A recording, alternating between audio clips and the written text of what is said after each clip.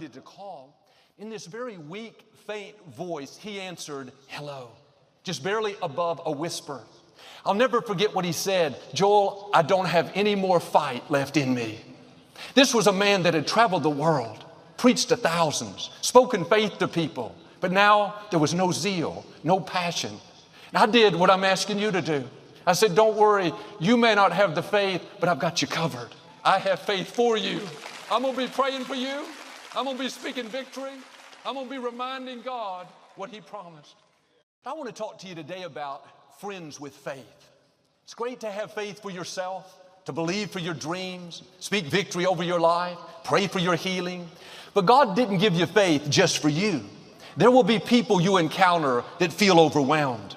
They're dealing with a sickness, going through a loss, difficulty in a relationship.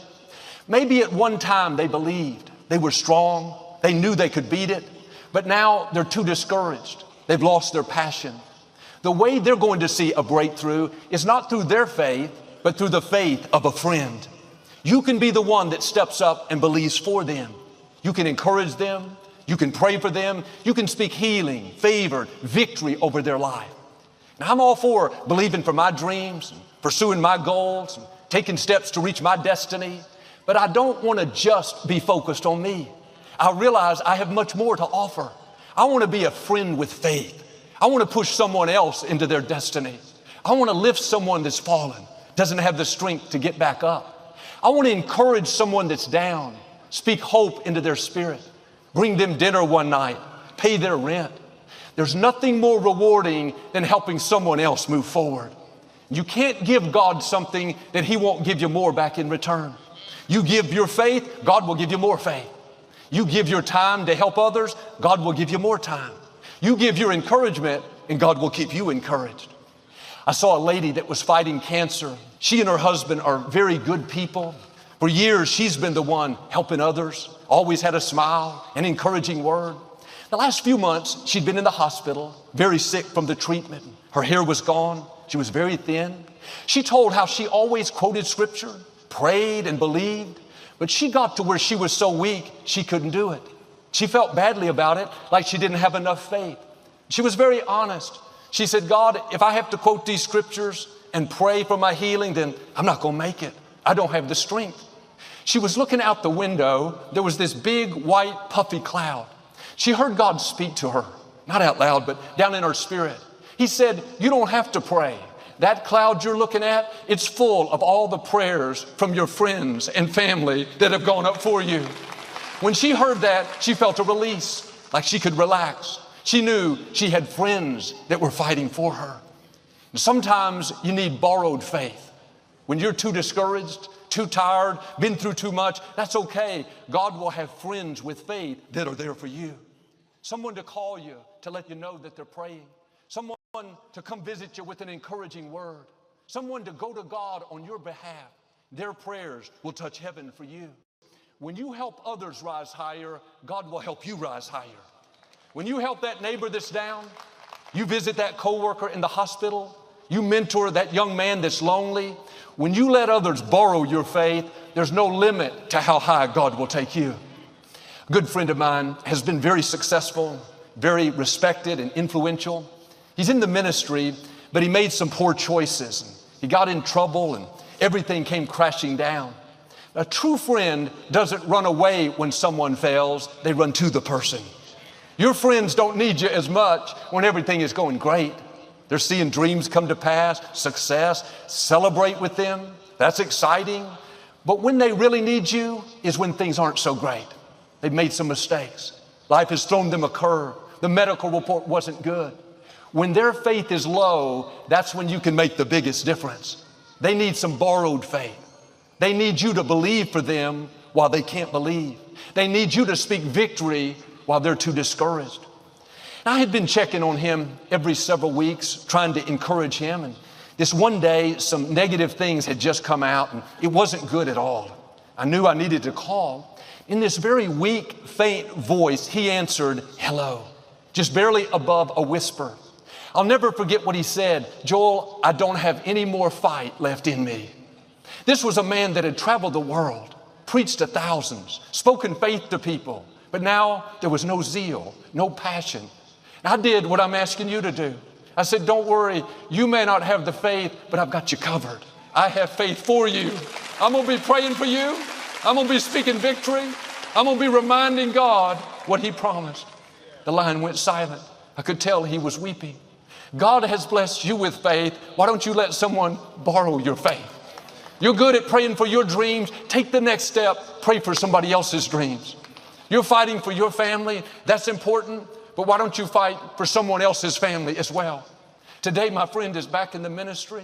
God has restored him, re-energized him. He's seeing more influence, favor than ever before. In the scripture, there was a man that was paralyzed, and he had not been able to walk for many years. No doubt he had accepted that was his lot in life. He didn't think he'd ever be able to walk. All the circumstances said that it was permanent. But even though this man didn't have any faith, he had 4 friends that thought otherwise. Jesus had come into the city and was teaching at Peter's house. These friends had heard about the miracles he had done, how he'd healed a man with leprosy and caused a crippled man to walk. They said to the man, we're going to take you to see Jesus. They were saying, in effect, you may not think it can happen, but we believe you're going to walk. We believe that being paralyzed is not your destiny. The man didn't have any faith, but he had 4 friends with faith. Their attitude was, you can borrow our faith. We're going to believe for you while you don't believe. These 4 friends put him on a stretcher and started carrying him to see Jesus. It wasn't next door, it was across town. I can imagine the men getting tired, their shoulders hurting. It was hot, dusty, but they're not about to quit. They have a made-up mind, not for themselves, but for their friend. My prayer, God give us friends like that. Friends that love us so much that they'll make sacrifices. They'll go the extra mile. They'll let us borrow their faith when ours is low. They'll lift us when we feel paralyzed. And there are a lot of ways to be paralyzed. Paralyzed with an addiction. Paralyzed with depression, anxiety. Paralyzed by the past. Mistakes, hurts, disappointments. Because you're a friend with faith, because you help others, God is going to put people in your life that won't let you stay paralyzed. Even when you think it's permanent, someone is going to be there to help you move forward. Young African-American teenager being raised by a single mother. They lived in a rough neighborhood in Los Angeles. Gangs all around, crime, shootings. He was constantly afraid, always looking over his shoulder, knowing that his life was in danger. He didn't have really a dream to do anything great. His dream was to simply survive. At 16 years old, his worst fears came true. He was shot in a drive-by shooting, laying in the middle of the street in the dark of night, thinking his life was over. A policeman came up and started helping him.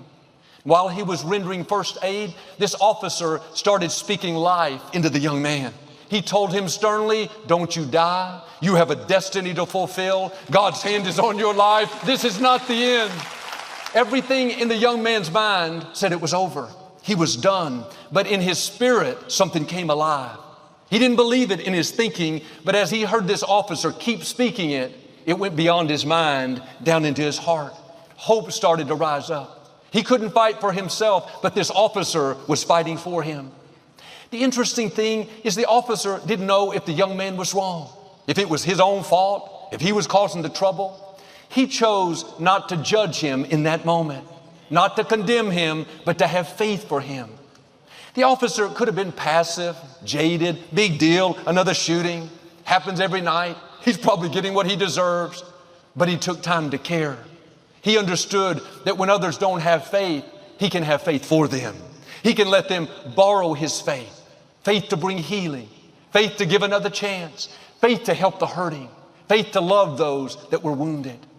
By the grace of God, this 16-year-old boy survived. He beat the odds. Today, my friend Touré Roberts is the pastor of a great church in Los Angeles, an entrepreneur, a great leader.